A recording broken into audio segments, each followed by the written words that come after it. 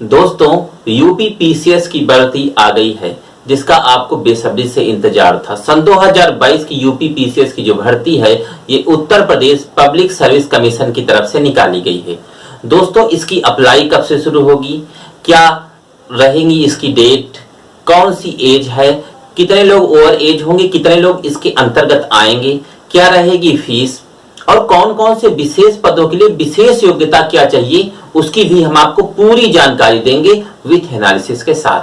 तो बने रहिए हमारे साथ, और यदि अभी तक आपने चैनल को सब्सक्राइब न किया हो तो कर दें, ताकि जैसे ही पीसीएस के विषय में कोई और जानकारी आती है नई परिवर्तन की, हम आप तक तुरंत पहुंचाएंगे। दोस्तों, पहली बात, 16 मार्च सन 2022 से इसकी एप्लीकेशन स्टार्ट हो रही है।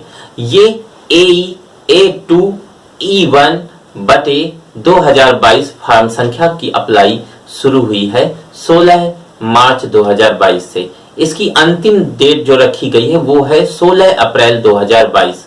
दोस्तों, ये दोनों बातों के साथ अब बात आती है कि इसमें हमें फीस जमा करने के लिए लास्ट डेट क्या रखी गई है। तो फीस है 12 अप्रैल, इसको जरूर याद रखना।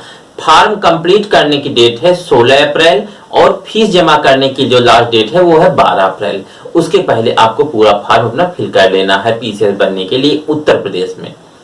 अब बात आती है कि फॉर्म की फीस कितनी होगी। तो जनरल कैंडिडेट और ओबीसी कैंडिडेट को 125 रुपया, एससी और एसटी कैंडिडेट को 65 रुपए 65 रुपी, तथा पीएच कैंडिडेट जितने दिव्यांग भाई बहन हैं उनको देने हैं 25 रुपी मीन्स 25 रुपया। अब इस फॉर्म को जब आप फिल करते हैं तो बात आती है कि आपकी एज क्या रहेगी। तो एज इसमें जो रखी जाएगी वो है 21 वर्ष से लेकर के 40 वर्ष तक आपकी एज रखी जाएगी। दूसरी बात अब आती है कि आपकी जो एज काउंट की जाएगी वो कब से की जाएगी। तो वो की जाएगी 1 जुलाई 2021 से, जबकि चल 22 रहा है। 1 जुलाई 2021 से गणना हो रही है, आज से नहीं हो रही। और इसमें जो है डेट कब से कब तक होनी चाहिए। तो 2 जुलाई 1981 जिसकी डेट ऑफ बर्थ से लेकर और 1 जुलाई 2000 जिसकी डेट ऑफ बर्थ है, इतने तक कैंडिडेट इस फॉर्म को अप्लाई कर सकते हैं। आगे बात समझते हैं कि इसमें योग्यता क्या रखी जाएगी। दोस्तों, इसमें जो योग्यताएं हैं वो आपकी बिल्कुल स्पष्ट है कि बैचलर होना चाहिए, आपने ग्रेजुएशन कर रखा हो, चाहे आप बीए हो, बीएससी हो, बीकॉम हो, बीटेक हो या किसी भी बैचलर डिग्री में स्नातक आपने कहीं से भी कर रखा हो, आप मान्य होंगे, आप वैलिड होंगे इस फॉर्म को अप्लाई करने के लिए। अब योग्यता भी आपने जान ली।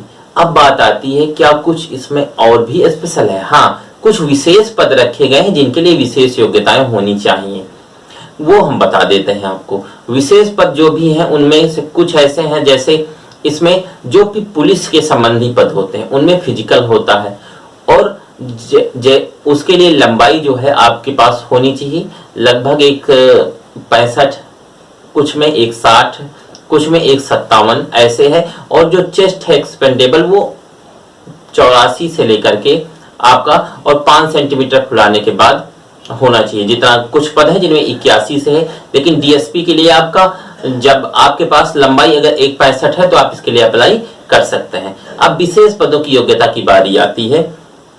विशेष पद कौन कौन से हैं। पहला है सब registrar assistant prosecuting officer transport. इसके लिए विशेष योग्यता है कि इसने बैचलर डिग्री लॉ में की हो, मींस इसने एलएलबी कर रखा हो, वही भर सकता है इस पोस्ट के लिए।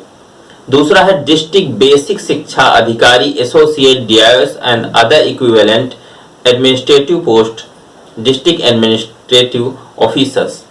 देखिए, सभी पदों के लिए आपने जैसे एसडीएम की पोस्ट हुई, डिप्टी कलेक्टर की पोस्ट हुई या डीएसपी की पोस्ट हुई, जेलर्स की पोस्ट हुई, इनके सबके लिए आपको स्नातक होना जरूरी है, वो फॉर्म भर सकते हैं। कुछ विशेष पद हैं उनके लिए विशेष योग्यताएं जो मैं आपको बता रहा हूं। ये जो आपने सुना डिस्ट्रिक्ट बेसिक शिक्षा अधिकारी और डीआईएस, इसके लिए मास्टर डिग्री होनी चाहिए, आपने परा स्नातक पोस्ट ग्रेजुएशन कर रखा हो, चाहे जिस स्ट्रीम में, आप इसके लिए वैलिड है, फॉर्म भर सकते हैं। फॉर्म तो आप स्नातक हैं तो भर सकते ही सकते हैं, मतलब इस पोस्ट में भी आप तब एलिजिबल हो जाते हैं जब आपके पास ये डिग्रियां होती हैं तब। अब आती है बात district audit officer revenue audit के लिए कौन सा योग्यता होनी चाहिए? तो इसके लिए होनी चाहिए bachelor degree in commerce BCom in any recognised university. Means उसने कॉमर्स में बैचलर डिग्री कर रखी हो, जिसे भारत में बीकॉम के नाम से या उत्तर प्रदेश में बीकॉम के नाम से जानते हैं, ये आपने कर रखी हो।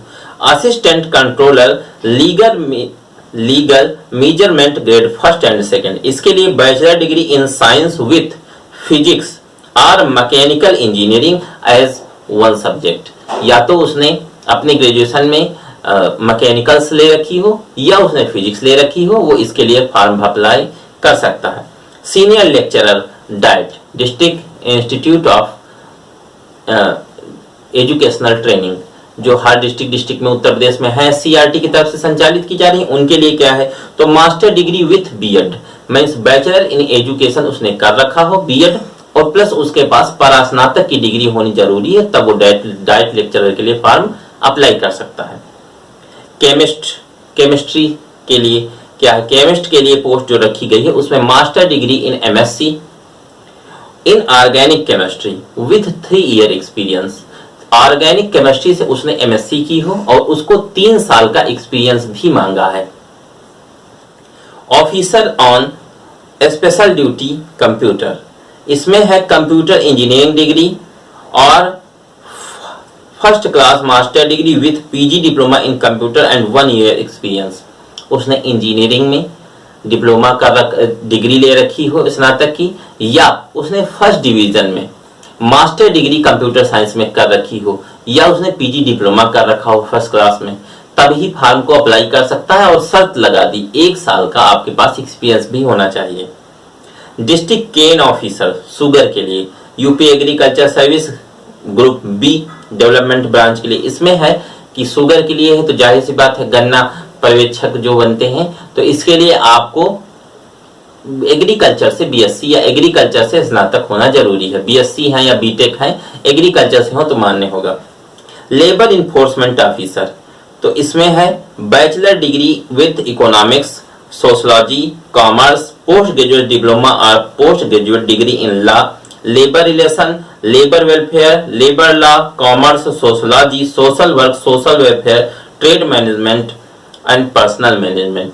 इतने में से यदि आपने कोई भी कोर्स कर रखा है तो आप इन्फोर्समेंट ऑफिसर के लिए फॉर्म एलिजिबल हो जाते हैं। इसमें आपको कुछ और नहीं करना होता, सिर्फ अपनी क्वालिफिकेशन भरते समय आप वहां जो भी भर रहे होते हैं तो वो फॉर्म आ जाता, आपके सामने पोस्ट खुल के आ जाती है, उनके सामने केवल टिक कर देना है आपको, बस आपका फॉर्म एलिजिबल हो जाता है उस पोस्ट के लिए। अब बात आती है मैनेजमेंट ऑफिसर, इसके लिए bachelor degree in any stream with degree diploma in hotel management and catering technology.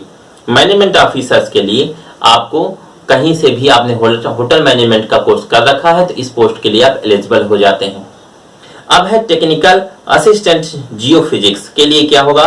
तो master degree with 50% marks in geophysics, applied geophysics, geology और applied geology with physics mathematics as at the BSc level. आपने physics और mathematics से BSc की हो, उसके बाद आपने जियोफिजिक्स की हो, तब इस पोस्ट के लिए आप टेक्निकल असिस्टेंट जियोफिजिक्स के लिए आप मान्य हो जाते हैं। अब आता है टैक्स असेसमेंट ऑफिसर, इसके लिए आपने बैचलर डिग्री कर रखी हो इकोनॉमिक्स से या आपने कॉमर्स कर रखा हो और 55% मार्क्स मीन्स 55% मार्क्स के साथ आपने उत्तीर्ण कर रखा हो, तो आप इस पोस्ट के लिए अप्लाई करने के लायक हो जाते हैं।